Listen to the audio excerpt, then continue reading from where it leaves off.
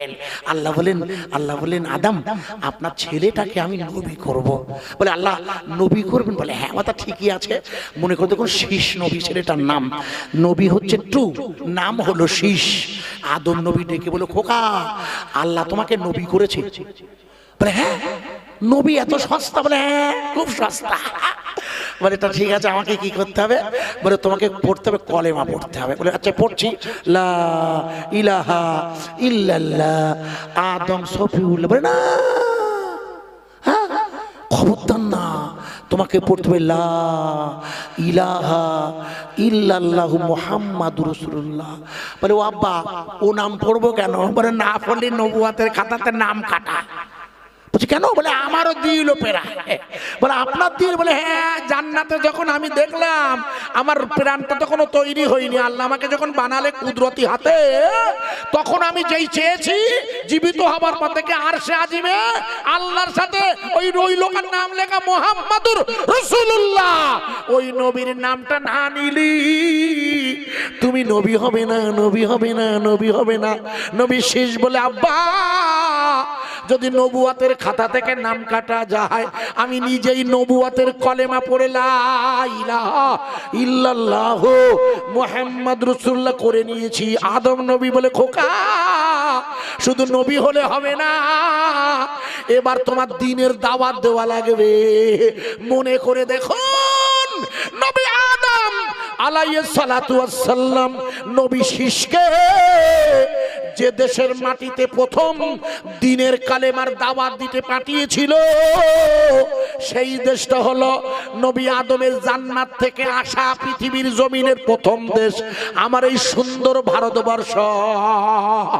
এই ভারতবর্ষের জমিনে নবী শীষ এসেছিলেন। ঐতিহাসিকরা বলেছে যে জায়গায় দাঁড়িয়ে উনি ইমানের কলেমার দাওয়াত দিয়েছিল, যেমন আমার আল্লাহর ওলিরা নবীরা দেয়, যেমন আমাদের নিয়ত আছে আমি আমার কলবের দিকে মুতাওয়াজ্জা, আমার কলব জনাব পীর সাহেবের কলবের ওসিলায়, কলবের ওসিলায় আয় আল্লাহ আল্লাহ আরশে মুআল্লা থেকে আমার কলবে আল্লাহ আল্লাহর জিকিরের ফয়েজ আসুক। ফয়েজ, ফয়েজ মানে হলো আধ্যাত্মিক নূর, ফয়েজ মানে হলো আধ্যাত্মিক জ্যোতি, ফয়েজ মানে হলো এলেম। নবী শীষ যে জায়গায় দাঁড়িয়ে দাঁড়িয়ে তার অনুসারীদের ফয়েজ বিছিয়ে ইমানের কলেমা কলবে ঢুকিয়ে দিয়েছিল, ওই জায়গাটার নাম হলো বর্তমানে ফৈজাবাদ।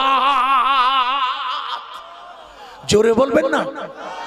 আমি খুব কষ্ট করে ইতিহাস বলে দিয়ে যাই, ইদানিং তো খুব নকলবাজ বেরিয়েছে, কি বিপদ ওয়াজ করলে এখন সব নকল করছে।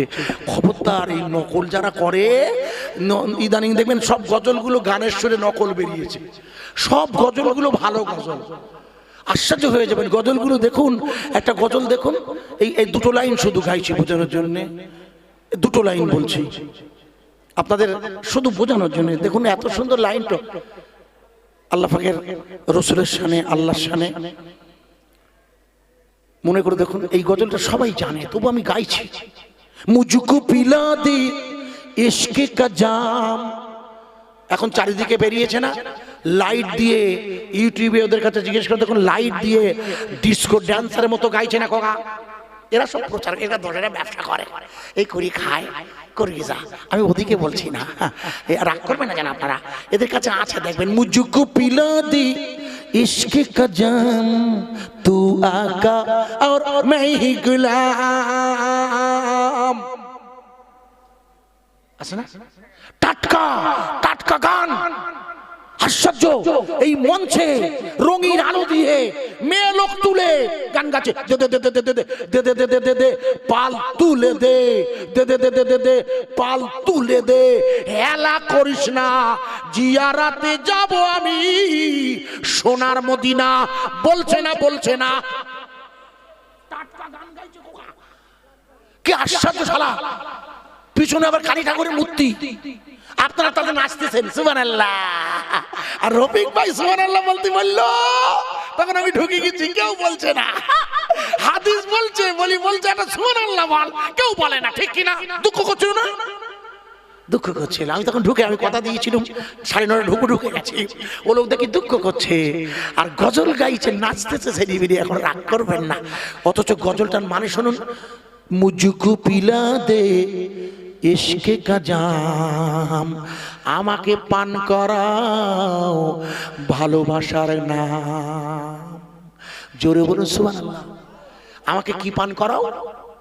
ভালোবাসার নাম। কি নাম? আল্লাহ আল্লাহ আল্লাহ। মুঝকো পিলা দে ইশকে কা জাম, তু আকা আর मैं ही गुलाम, তুমি হলো মাওলা আমি তোমার দাস। জোরে বলা যাবে না। আশ্চর্য মানে, এত সুন্দর মানে, একেবারে টাটকা হিন্দি গানের সুরে হুজুররা গজলগুলো গাইছে। টাটকা গান গজল গাইছে, নাম করছে পীরজাদা। আমি বললে মেজাজ গরম করে আমার মারবেন হয়তো ধরে, কিন্তু কিছু করার নেই খোকা, টাটকা গান গাইছে। আর আপনারা বলে সুবহানাল্লাহ সুবহানাল্লাহ। আল্লাহ বলে দাঁড়া সাইজ করবো, আমার কাছে এসে রাগ করবেন না জানা ভাইয়া, আমি মুশকিলে পড়ে যাবো। যেটা এসেছে বলে বলে দিয়ে যাচ্ছি, যাবার আগে ছোট্ট করে যে জায়গায় রাখছিলাম, ভুলে গেলে মুশকিল। আমার ওয়াজ ভুলে যাবেন না। আল্লাহ তাবারাক তাআলা যে জায়গায় পৃথিবীর জমিনে আল্লাহ রসুলের আব্বা, আল্লাহ নবীর আব্বার নাম ছিল হযরতে আব্দুল্লাহ। ওনার বয়স যখন 25 বছর, রসুল তখন ওনার মায়ের পেটে 2 মাস। ওই সময় হযরত আব্দুল্লাহ সিরিয়া আর শামে বাণিজ্য করতে গিয়েছিল। মনে করে দেখুন, ইতিহাসে আছে। আমি আল্লাহর কাছে জিজ্ঞেস করছিলাম, আল্লাহ আমি তো খুঁজে খুঁজে পাচ্ছি না। হ্যাঁ, এই আল্লাহ রসুলের আব্বা, রসুল তখন মায়ের পেটে, উনি বাণিজ্য করতে গেছে কোথায়? ভাঙড়ে গেছে। তা ভাঙড় তো বড় একটা জায়গা, নলমুড়ি তো একটা তার মধ্যে জায়গা, কিন্তু কোন জায়গায় গেছে আল্লাহ ভালো করে শোনেন। আমার প্রশ্নের উত্তর দিয়েছেন ফুরফুরা শরীফের মুজাদ্দিদে জামান আমিরুশ শরিয়াত দাদা হুজুর কেবলার নির্দেশে ফুরফুরা শরীফের সেরেতাজ দাদা হুজুরের প্রধান খলিফা বসিরহাটের আল্লামা রুহুল আমিন শাহ রাহমাতুল্লাহ আলাইহি, ওনার লেখা কিতাবের নাম বলছি, না পেলে আমার কাছে আছে, ডিটিপি করে নেবেন বইটা। আমি খুঁজে খুঁজে পড়ছিলাম, উনি 250 কিতাব লিখেছে। তা আমি বললাম, আল্লাহ আল্লাহ নবীর আব্বা কোন জায়গায় বাণিজ্য করতে গিয়েছিল? আল্লাহ 2025 সাল, এখন যে বছর চলছে, আল্লাহর জমিন থেকে যে তোরা গাজাটা তুলে দিতে চাইছে, আমার কথা বোঝা যাচ্ছে কি? তাই আমি গাজার ইতিহাসটা খুঁজছিলাম, খুঁজে দেখি ফুরফুরার দাদা হুজুরের নির্দেশে বসিরহাটের আল্লামা লিখে দিয়েছে, আল্লাহর নবীর আব্বা যে জায়গায় বাণিজ্য করতে গিয়েছিল, শামের জায়গাটার নাম হলো গাজা। একবার জোরে বলা যাবে না সুবহানাল্লাহ? হুজুর আল্লামা লিখে দিয়েছে, আপনারা পড়ে নেবেন। বসিরহাটে হুজুর লিখেছে। আল্লাহ আল্লাহ আপনার শুকরিয়া আদায় করছি যে নামটা পেলাম গাজ্জা, যেখানে লড়াইটা চলছে এখন লড়াই চলছে, কিন্তু এখন লড়াই বন্ধ হয়ে যাবে, আগের চেয়ে কমিয়ে দিয়েছে ওরা। কেন? আমেরিকার প্রেসিডেন্টের অবস্থা তো ভালো না ভাই। কদিন আগে নিউ ইয়র্কে ভোট হলো না, একজন মুসলিম মামদানি ভারতীয়, তিনি ওখানে নিউ ইয়র্কের মেয়র হয়ে গেছে। লম্বা কাহিনী, আমি আজকে বলছি না, যেটা আপনাকে বোঝানোর জন্য বলছিলাম।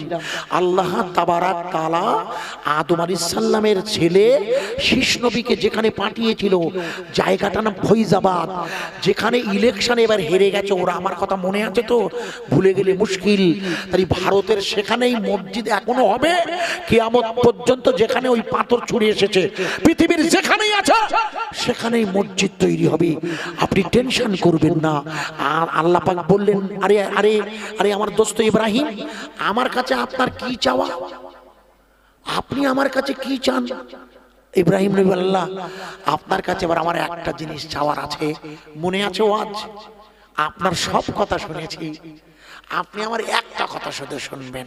বলে হ্যাঁ, কি আপনি চান? আল্লাহ আল্লাহ বলে, ইব্রাহিম আপনার দাবি কি? বলে আমার একা না, আমার ছেলেরও দাবি। বিসমিল্লাহির রহমানির রহিম। রব্বানা ওয়াবাস ফীহিম রাসূলাম মিন আয়াতি ইয়াতলু আলাইহিম আয়াত। রব্বানা, হে আমার প্রভু, আপনি আমাদের কাছে একজন রসুল পাঠাবেন। একটু জোরে বলবেন না সুবহানাল্লাহ? বাবার বেটা দুজন দোয়া করছে, ভালো করে শুনবেন। রব্বানা ওয়াবাস ফীহিম রাসূলাম, হে আল্লাহ আপনি আমাদের কাছে একটা রসুল পাঠাবেন।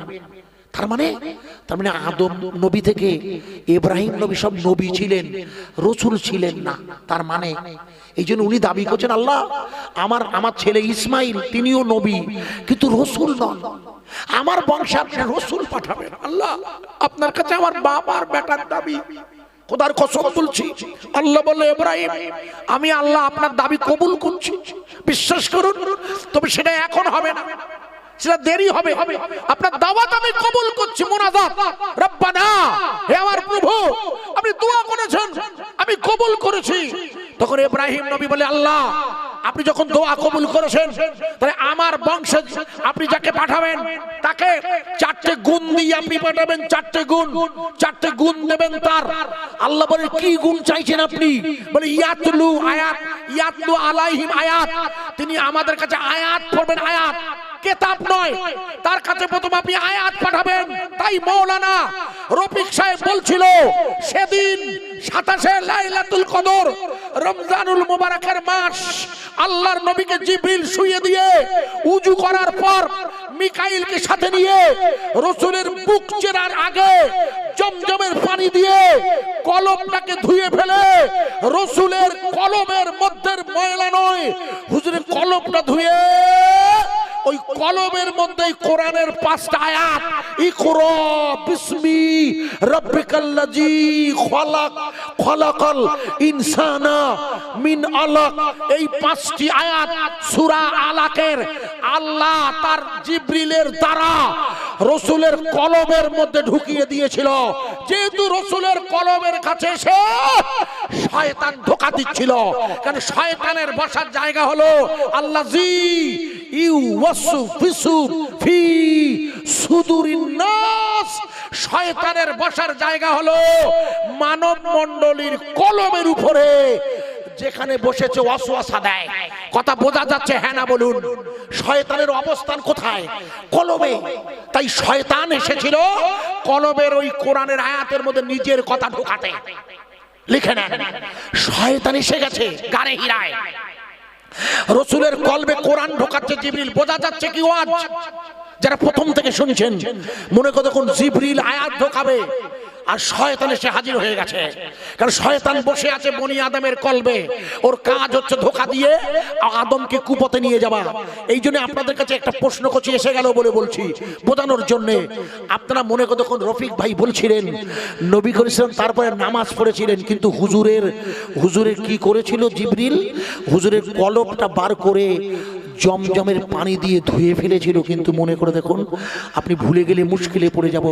কারণ আদম নবীর পরে ইব্রাহিম নবী বলেছিল আল্লাহ আমার বংশে যে রসুল আসবে আপনি তার 4টে গুণ দেবেন। প্রথম গুণ হলো তার কাছে আপনি আয়াত পাঠাবেন। আয়াত সত্যি তো তাই, 22 বছর 8 মাস 23 দিন ধরে আয়াত এসেছে। আয়াত, ওই আয়াতগুলো আল্লাহ কলবের মধ্যে পাঠিয়েছে রসুলের, আর ওই আয়াতগুলোকে একসাথে করে হয়েছে কিতাব।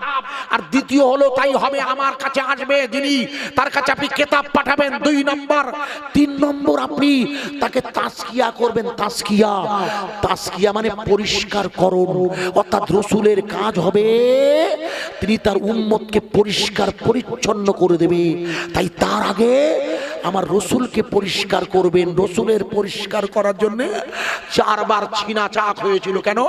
যেহেতু রসুলের শরীরে আদমের কিছু গুণ ছিল, কারণ যেহেতু আদম বারাবার রসুল দুনিয়ায় এসেছে, আর যেহেতু রসুল হলো পূর্ণ নূর। আমার কথা বোঝা যাচ্ছে কি ওয়াজ? হ্যাঁ না বলুন।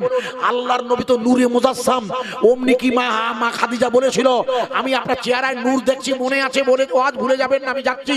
লক্ষ্য করে দেখুন হযরতে রসুল পাকের সমস্ত শরীরটা ছিল নূরে মুজাসসাম রসুলে আকদাম। ওখানে না আছে মাটি, না আছে পানি, না আছে হাওয়া, না আছে আগুন, কিন্তু আদম নবীর গুণ ছিল এগুলো। প্রত্যেক আদমের শরীরে পানি, মাটি, হাওয়া আর আপনার সবাই জানেন আগুন, এই 4টি গুণ। এছাড়া বাতাস বাত খাক বলে ওকে, এছাড়া কলব রুহু শের কপি আকবা নাফস। আমি লম্বা করছি না, আমাদের শরীরে আছে। আল্লাহর রসুলের শরীর মুবারকেও ছিল। তাই 4 বার ছিনাচাক করে ওগুলোকে বার করে দিয়েছিল জমজমের পানি দিয়ে ধুয়ে দিয়ে। জমজম কোন জমজমের পানি? যে জমজমের পানিটা প্লেনের মধ্যে স্বামী জয়ানন্দ সরস্বতী মহারাজকে যখন বললেন ওই প্লেনের মধ্যে, মনে আছে আপনাদের, ভুলে গেলে মুশকিল, ওই মেয়েটা হলো প্লেনের সেই বিমান সেবিকা, বলে excuse me sir, it is the holy Zamzam, এটা হলো পৃথিবীর সেরা পবিত্র জমজমের পানি। স্বামী জয়ানন্দ বলে no no no no no, পৃথিবীর সেরা জল হলো গঙ্গা, যমুনা, সরস্বতী, এটা হচ্ছে পৃথিবীর সেরা জল, সেরা পানি। আপনাকেও গঙ্গায় গেছেন, আমি গেছি, নিজে গেছি। গঙ্গা, যমুনা, সরস্বতী যেখান থেকে এসেছে, জায়গাটার নাম হচ্ছে এলাহাবাদ, যার বর্তমান নাম প্রয়াগরাজ, যেখানে এবছর কুম্ভ মেলা হয়েছিল। মনে দেখুন, আপনাদের মনে নেই এই যে কিছুদিন কুম্ভ মেলা হলো, মনে থাকে না কেন? গঙ্গা, যমুনা, সরস্বতী, আমি নিজে গিয়েছি, আমি নিজে না গেলে ওয়াজ করি না, আমি যে দেশে যাই না, যে বিদেশে দেখি না, আমি সেখানকার কথা বলি না। প্রিয় ভাই সাহেব, ওই গঙ্গা, যমুনা, সরস্বতী, যেখান থেকে গঙ্গা তিনটে নদী বেরিয়েছে, যার আর এক নাম ত্রিবেণী। আপনারা মনে করে দেখুন, গত বছর নাই, গত কিছুদিন আগে যখন কুম্ভ মেলা হচ্ছিল, কুম্ভ মেলা যোগীর পুলিশ ঘোষণা করেছিল, মনে নেই যে কুম্ভ মেলায় কোনো মুসলমানরা দোকান দেবেন? আপনাদের মনে নেই ভাইয়া? যেমন আমাদের এই রানীগাছিতে, আমাদের এই সুন্দর নলমুড়িতে, ঘটকপুকুরে থানার সামনে যখন কোনো জালসা হয়, ঈশ্বরের সব হয়, ফুরফুরায়, কোনো হিন্দু ভাই দোকান দেবে না। এমনকি কোনোদিন কোনো পীরজাদা বলেছেন? কোনোদিন কেউ শুনেছেন? আরে হ্যাঁ না বলুন? ঘটকপুকুরে জলসা হবে, জাতি ধর্ম বর্ণ নির্বিশেষে তারা দোকান দেবে। কিন্তু যোগীর পুলিশ বলে দিল কোনো মুসলমান দোকান দেবে না। কিন্তু মুসলমানকে তো রাত 3টের সময় ঘরে রাখা যাবে না, কারণ মুসলমান রাত 3টের সময় আজান দিতে মসজিদে যাবে। তাই যখন আজান দিতে মসজিদে বেরিয়েছে ছিল, মনে করে তখন রাত 2টোর পর, 2:30 পৌনে 3টা, ওই দিন ছিল, আপনাদের মনে নেই, আমাবস্যার রাত। সেই আমাবস্যার রাতে হাজার হাজার নয়, লক্ষ লক্ষ হিন্দু পুণ্যার্থী তারা ওই গঙ্গা, যমুনা, সরস্বতীর জলে ডুব মেরে তাদের পাপ ক্ষয় হবে বলে তাদের ধর্মীয় চিন্তা। এ ব্যাপারে আমার কোনো আপত্তি নেই। কিন্তু যখন ওই পূর্ণ কুম্ভ মেলায় স্নান করতে ঢুকেছিল, তখন রাতের বেলা মনে করে দেখুন, প্রচন্ড পরে হুড়ুহুড়িতে হাজার হাজার লোক পড়ে আহত আর নিহত হয়েছিল। মনে নেই আব্বা? পদপিষ্ট হয়ে, আপনাদের মনে থাকে না? রাত 3:30 নয়, 3টে বাজে, এলাহাবাদ, আমি নিজে গেছি, ওমর হুজুরকে জিজ্ঞেস করে দেখবে, অনেকবার গেছি। যাই হোক, এলাহাবাদের পাশের মসজিদে মুয়াজ্জিন সাহেব ঢুকেছেন, আজান দেওয়ার জন্য যাবে। রাস্তা দিয়ে যেতে গিয়ে দেখে শত শত মানুষ পড়ে কাতরাচ্ছে।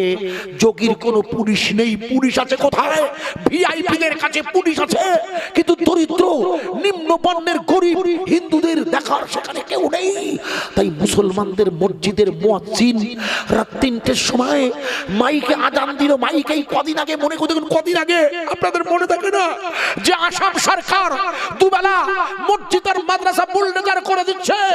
ভোরবেলা মনে করে দেখুন, মসজিদের মুয়াজ্জিন আসামের মসজিদে আজান দিতে যাবে, দেখে রাস্তার ধারে একটা বোলেরো, একটা বড় গাড়ি চকিতে পুকুরের মধ্যে ঢুকে পড়েছে। কুয়াশা তাকে পুকুরের মধ্যে নামিয়ে দিয়েছে, গাড়িটা ডুবে যাচ্ছে, যাত্রীরা ঘুমাচ্ছে। ভোরবেলা মিস্টার হিমন্ত বিশ্ব শর্মা, আপনি মুসলিমদের মাদ্রাসা মসজিদগুলো বুলডোজার করে দিয়েছেন, অথচ আপনার রাজ্যের মুসলিম মুয়াজ্জিন ওই ভোরবেলা চিৎকার করে বলছে, কে আছো মারা হও।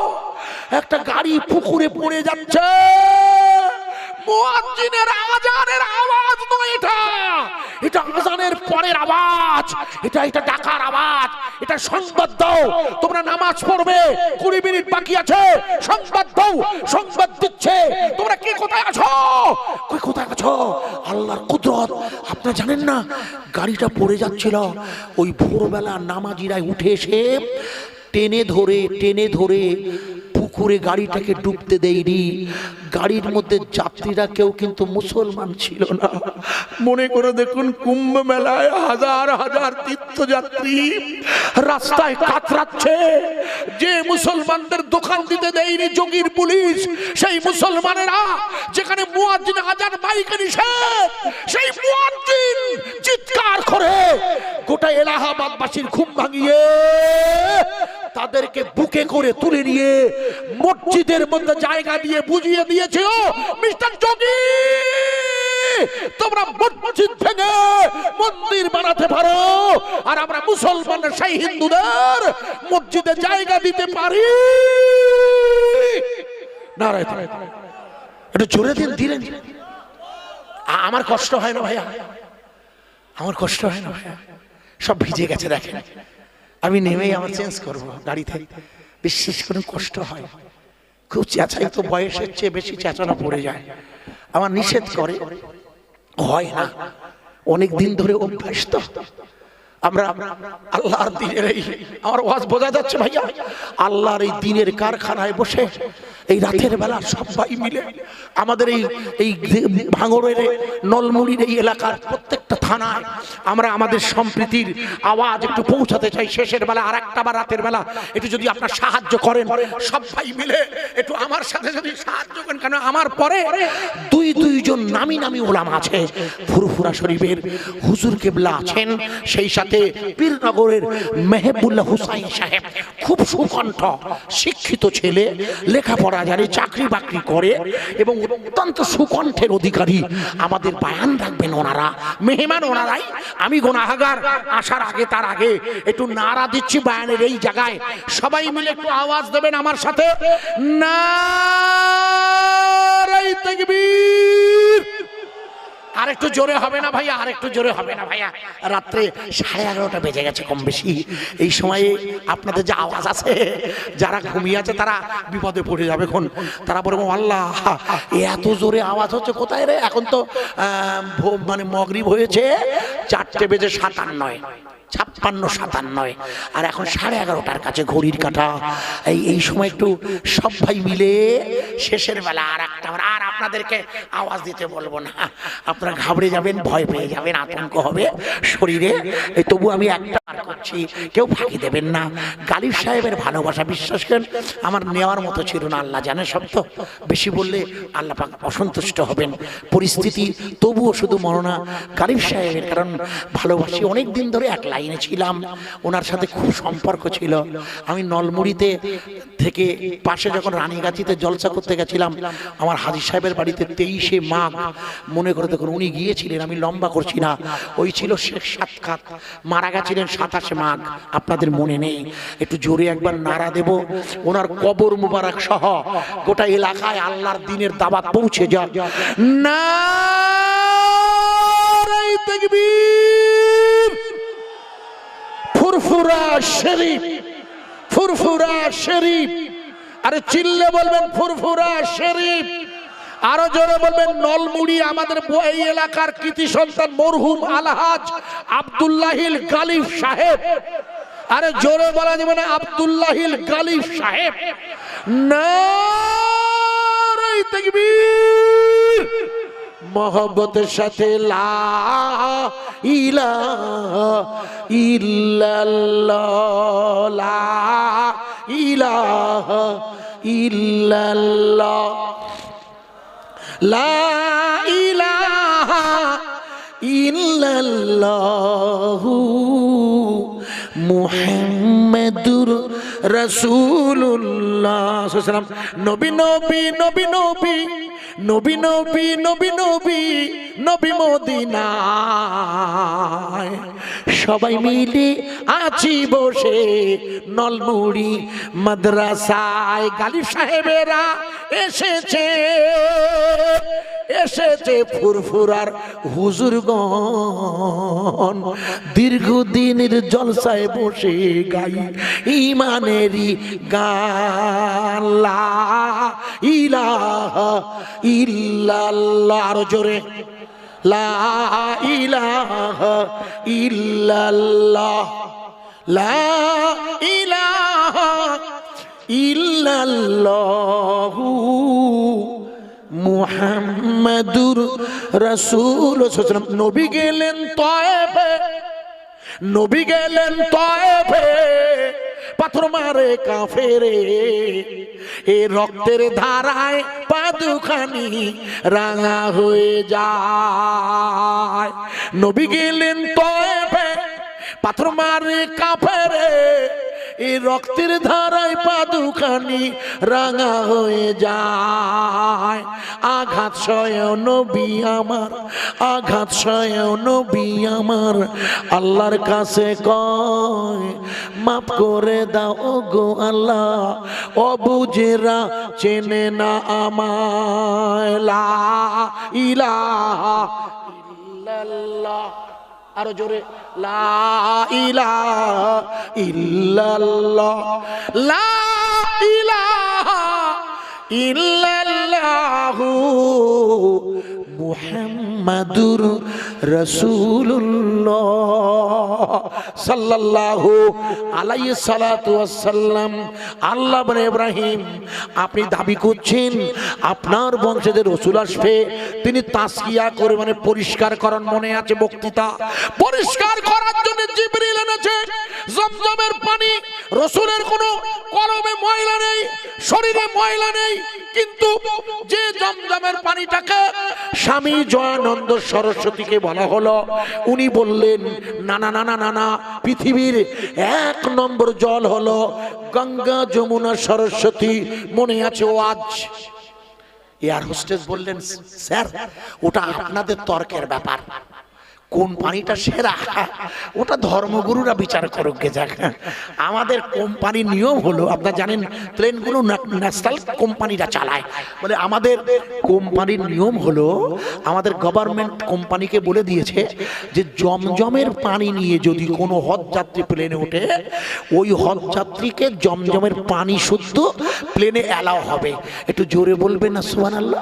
বলে আমাদের রেজুলেশন লেখা আছে স্যার, আপনি হয়তো চাচালে হবে না, আমাদের রেজুলেশন বোঝেন তো, নিয়ম কানুন, আমাদের নিয়ম কানুনের খাতায় লেখা আছে যে জমজমের পানি নিয়ে উঠলে তাকে নামানো হবে না। এখন আপনার গঙ্গার জলে 1 নাম্বার না মক্কার কাবার জলে 1 নাম্বার, এই বিচারটা করবে বিজ্ঞানীরা।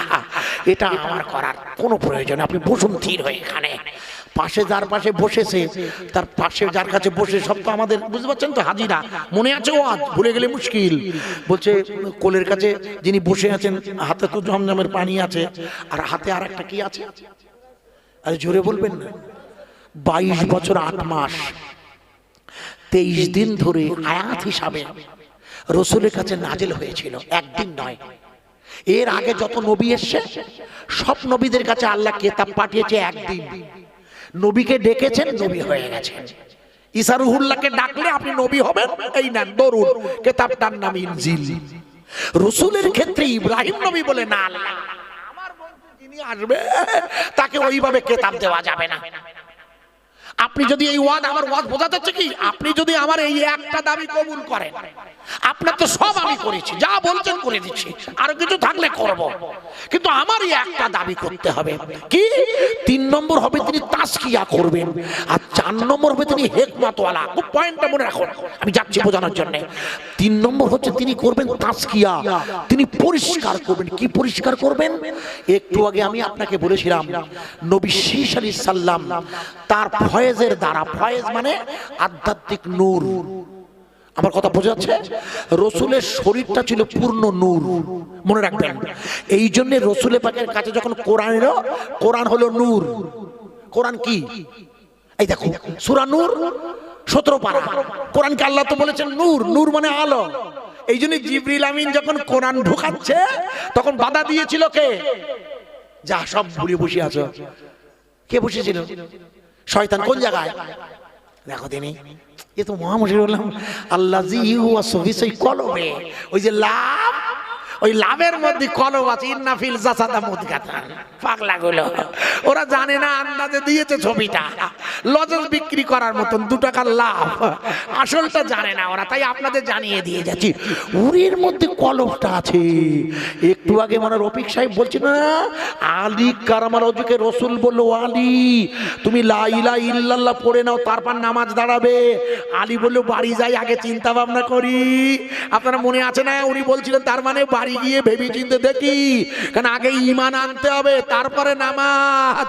এখন আগে নামাজ আর পরে ঈমান। ঈমান করছে পাগলা গুলো, ঈমানটাই নাই, শুধু হচ্ছে 3 চিল্লা 4 চিল্লা। যাবেন আপনি, আমার কোনো আপত্তি নেই, কিন্তু আগে আপনাকে তো ঈমানটা নিতে হবে পাগলা। বাম স্তনের দুধের নিচের লতিফায়ে কলবে ঈমান ঢুকাতে হবে। রাসূল বলেন আলী আগে ঈমান ঢোকাও। ঠিক বলছি না ভুল বলছি? ভাই রফিক সাহেব ভুল নো, ওটা হাদিস শরীফ না, ঢোকাতে বলছেন কলবে লা ইলাহা ইল্লাল্লাহ। রাসূল বলে আগে ওটা ঢোকাও।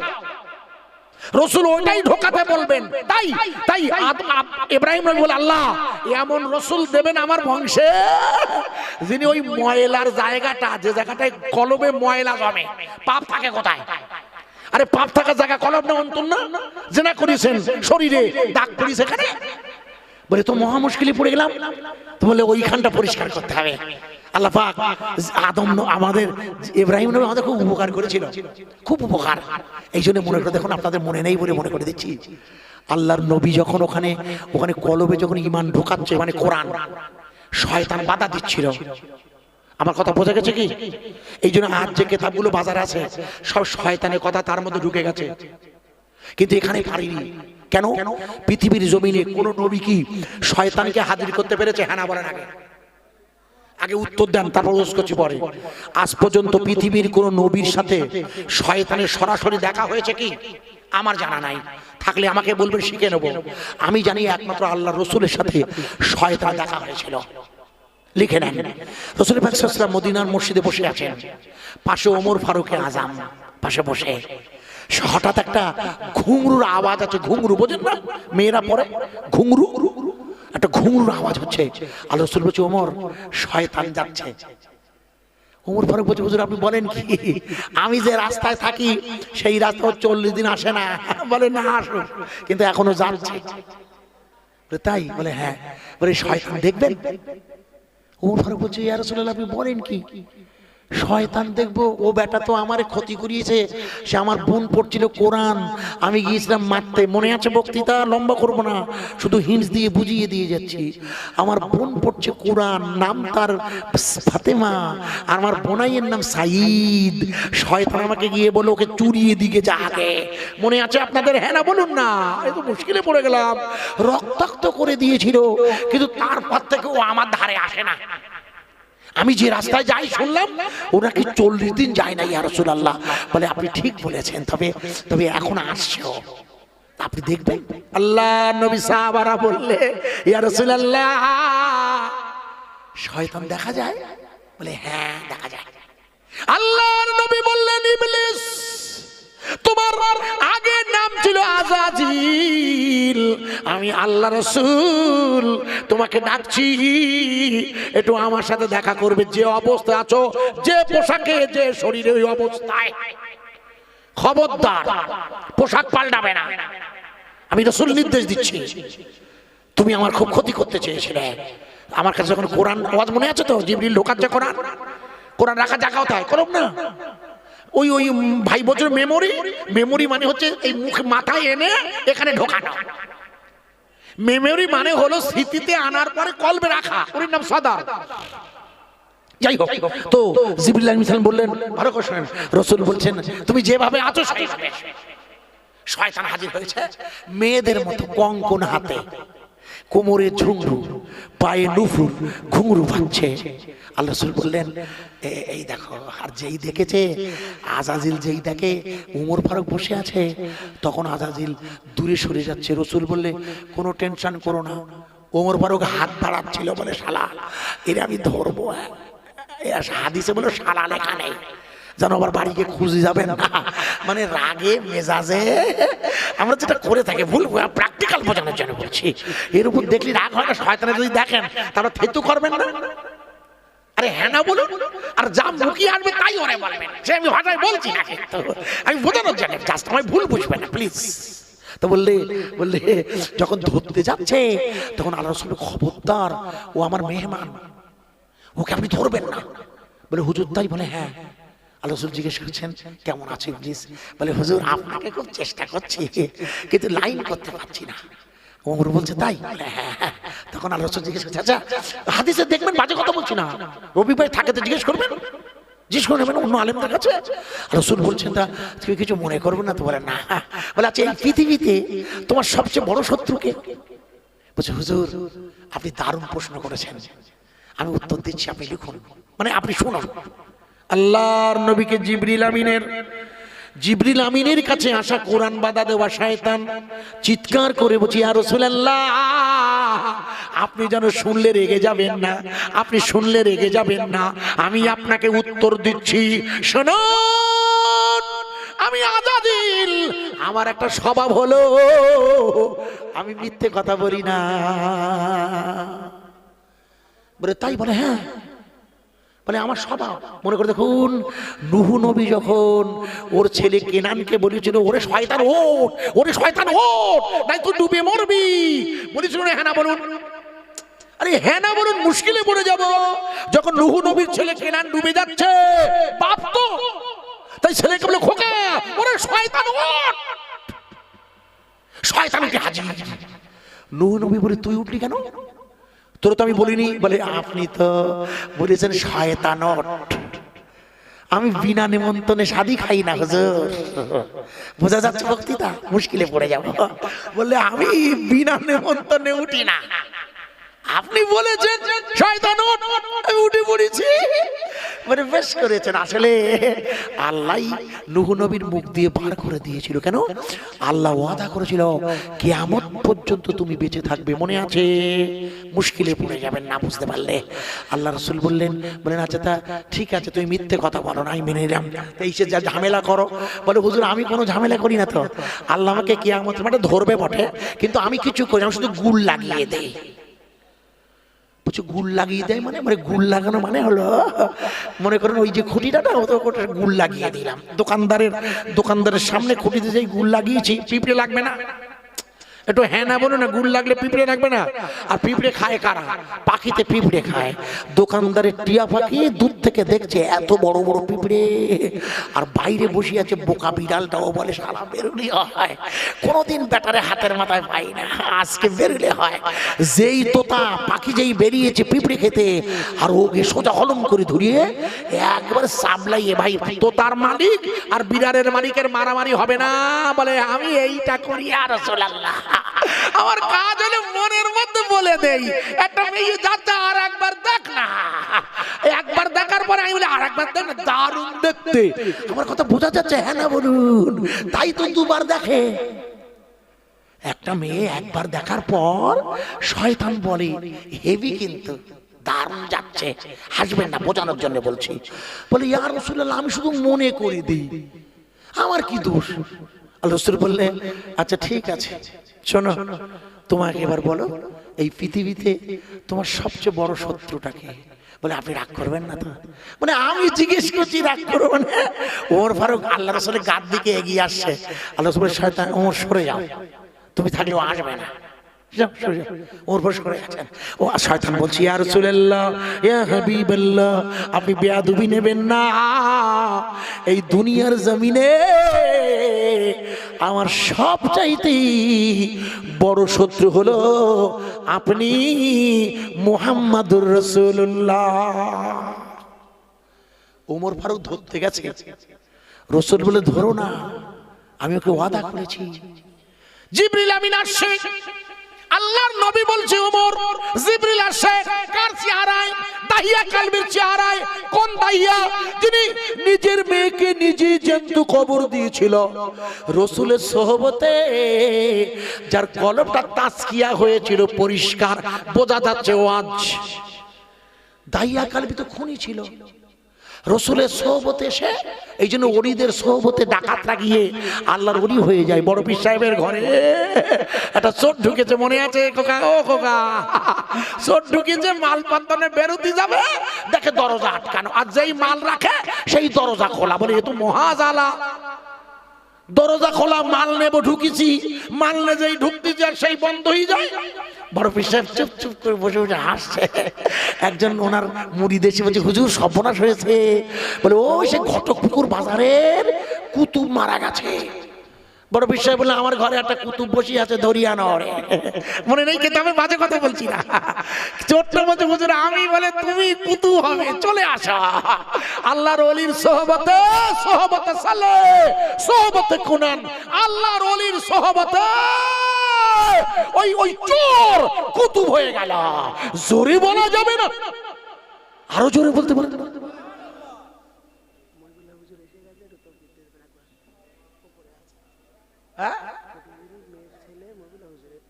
ছোট হুজুরের আচ্ছা আচ্ছা ভালো খবর এনেছেন।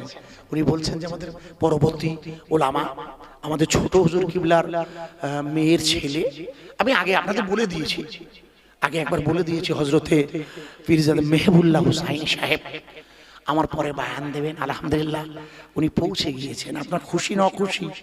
হ্যাঁ, পৌঁছে 12টা বাজে ঠিক পৌঁছে গেছেন।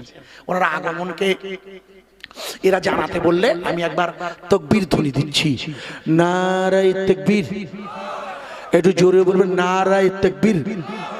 পীরজাদা মেহবুল্লাহ হুসাইনি সাহেব জি, ওনার আর এক ভাই মাহফুজুল হুসাইনি, ওনাদের বংশটা খুব আলেম উলামা, শিক্ষিত। ওনার একটি ভাই খুব হাই কোয়ালিটি লেখাপড়া জানে, ওনাদের পরিবারের স্ত্রীরা ডাক্তার, খুব হাই কোয়ালিটি উচ্চ শিক্ষিত একটি পরিবার।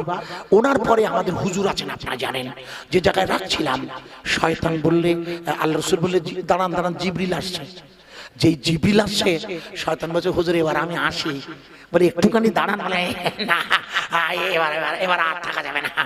কারণ জিবরিল তো মনে করে দেখুন আজাজিলের সম্পর্ক ছিল, আপনারা জানেন আগে যখন ও আল্লাহর মনে করে দেখুন, তো বলছে চলে যাচ্ছে, বলে হ্যাঁ হুজুর চলে যাচ্ছে। বলে দাঁড়ান একটুখানি দাঁড়ান।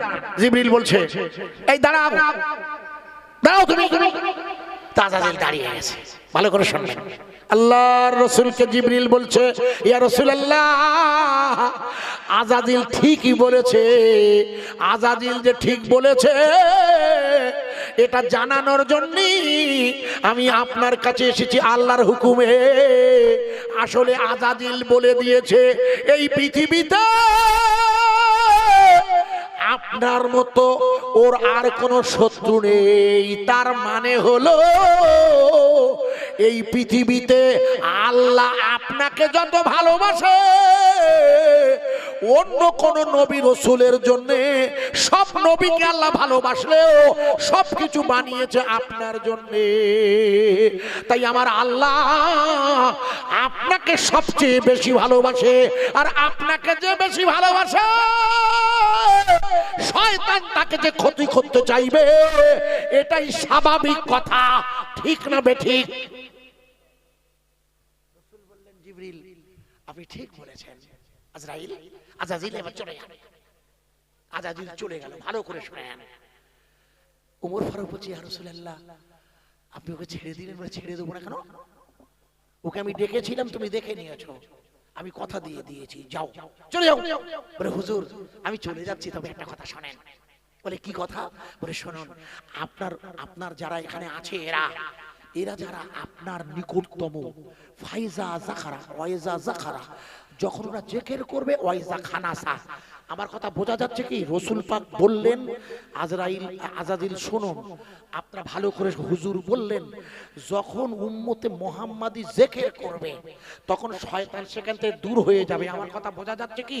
তার মানে দাদা হুজুরের ভাষা অনুযায়ী মাফি কলবি গায়রুল্লাহ, তোমার কলবটা সর্বক্ষণ বলবে আল্লাহ আল্লাহ আল্লাহ। আমার কথা বোঝা যাচ্ছে? তাই কলব যদি আল্লাহ বলে ওখানে শয়তান দাঁড়াতে পারবে না। এই জন্য শয়তান তাড়ানোর ওষুধ রাসূল বলে দিলে তোমার কলবের জিকির হবে আল্লাহ আল্লাহ আল্লাহ। স্বামী জয়ানন্দ সরস্বতী মহারাজ উনি প্লেন থেকে নামলেন কানাডায় নেমে ওনার সঙ্গীদের সাথে নিয়ে সোজা চলে গেলেন কানাডা, আমেরিকার বর্ডার, যেখানে পানি বিজ্ঞানী বসে আছে। পানি বিজ্ঞানী, আপনারা কেউ পাঞ্জাবের সিরহিন্দে গিয়েছেন? পানি খেয়েছেন? ওই পানি আর এই পানি এক না? বলবে কিনা সত্যি? ওটাই এখানকার ভিডিওর কাছে নিয়ে যাবেন।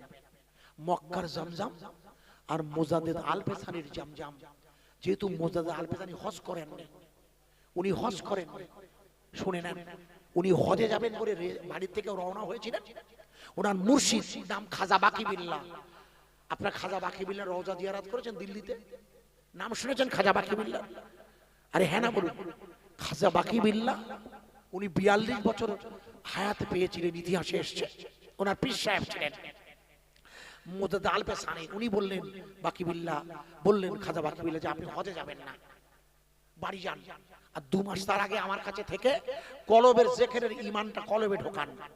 মুজাদ্দেদ আল-পেসানি মনে করে দেখুন ঘরে পৌঁছে গেছেন, কিন্তু মনের মধ্যে একটা চাওয়া থাকে কাবা। হঠাৎ উনি মোরাকাবা করছেন, মোরাকাবা মানে ধ্যান, দেখে আল্লাহর কাবা। একটু জোরে বলবেন না? 7 মিনিট ধরে কাবা ছিল, 7 মিনিট। সেই জায়গাটায় 2 রাকাত লাইলাতুন নফল মানে নফলের নামাজ পড়তে হয়, যারা গেছেন তারা। ওই জায়গায় বসে বসে উনি কাবা দেখে, মোরাকাবার হালাতে, মোরাকাবার ধ্যান, উনি কাবা দেখছেন, ওখানে নামাজ পড়ে। আমি পড়েছি অনেকবার, আমি প্রতি বছর না হলেও যখন সুযোগ হয় যাই ওখানে। আপনারা গেছেন কেউ? একজন একটা হাত তুলুন তো। আচ্ছা গেছেন, তাহলে এবারে একজন বলুন খাজা মুজাদ্দেদ আল-পেসানিকে দেখবে বলে উত্তর দেবেন, না পারলে আমি বলে দেবো।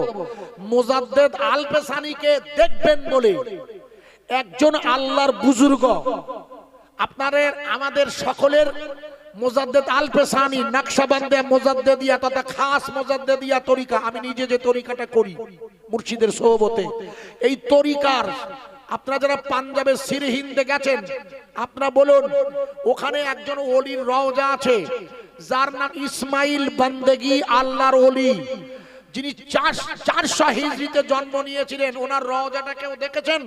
যে রওজায় গেলে এবার গিয়ে দেখে আসবেন, যেখানে ব্ল্যাকবোর্ড দেওয়া আছে 400 হিজরিতে জন্ম আর 1073 হিজরিতে উনি পর্দা নিয়েছিল।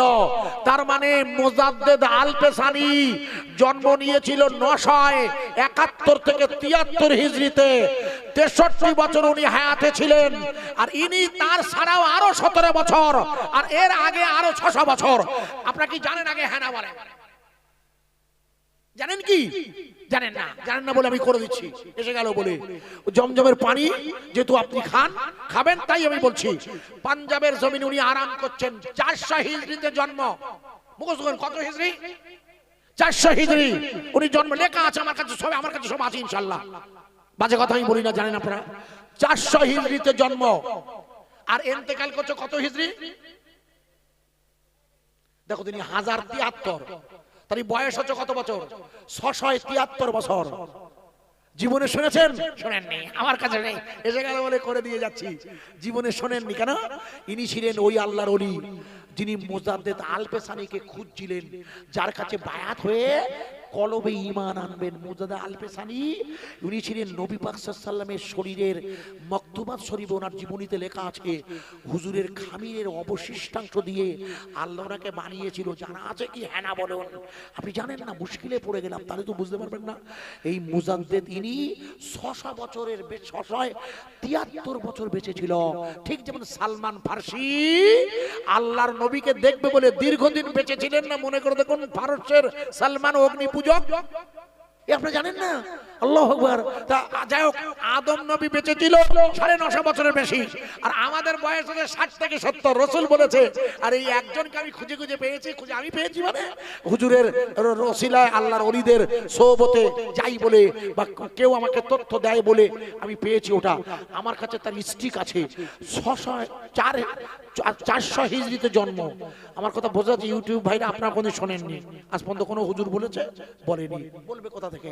জানে না তো। আর আমরা বলে দিই, তাই আবার দেখবেন বাজারে সব তো বুঝতে পারছেন, এখন বেরিয়ে গেছে, খুব মুশকিল। এখন ওয়াজ করা খুব কঠিন হয়ে গেছে খোকা। একটু কষ্ট করে দিলাম, খেটে খুঁটে একটা লাগাই দিলাম। 673 বছর বেঁচে ছিল। ইসমাইল বান্দেগি রাহমাতুল্লাহ আলাইহি। মুজাদ্দেদ আল-পেসানির রওজা থেকে কিছুটা দূরে গেলে ওনার রওজা মুবারক। আল্লাহু আকবার। ওনার জীবনী বলছি না, যে জায়গায় রাখছিলাম। হুজুর এসেছে, নারায়ে তাকবীর। একটু জোরে বলবেন না নারায়ে তাকবীর? আরো জোরে বলা যাবে না নারায়ে তাকবীর? আপনার খুশি না অখুশি? আরে জোরে বলুন, তার প্রমাণ হচ্ছে জোরে একবার তাকবীর ধ্বনি দেওয়াটা। নারায়ে তাকবীর। রাত 12টা 12টা লোকজন যাও, আমি মোটামুটি ম্যানেজ করে রেখেছি, চিন্তা করবেন না। আগে তো খুব খাপ ছাড়া ছিল, এখন আপনার শুকরিয়া, আল্লাহ শুকরান, উনি এসে গেছেন, আল্লাহর ওলির আওলাদ। আপনার খুশি না খুশি আমার জন্য দোয়া করবেন। নসিহতের মধ্যে ভুল হবে, মানুষ মাত্রই ভুল ত্রুটির আধার। আমার ভুলগুলো আল্লাহ মাফ করুন, আপনাদের জেহেন থেকে দূরে সরান, হুজুরের সুকণ্ঠের বয়ান শুনুন। আসসালামু আলাইকুম ওয়া রাহমাতুল্লাহ। মহব্বতে দুরূদ আল্লাহুম্মা সাল্লি আলা তাকবীর, নারায়ে তাকবীর, নারায়ে তাকবীর। সিলসিলা হক ফুরফুরা শরীফ, সিলসিলা হক ফুরফুরা শরীফ, আওলাদ মুজাদ্দিদ জামান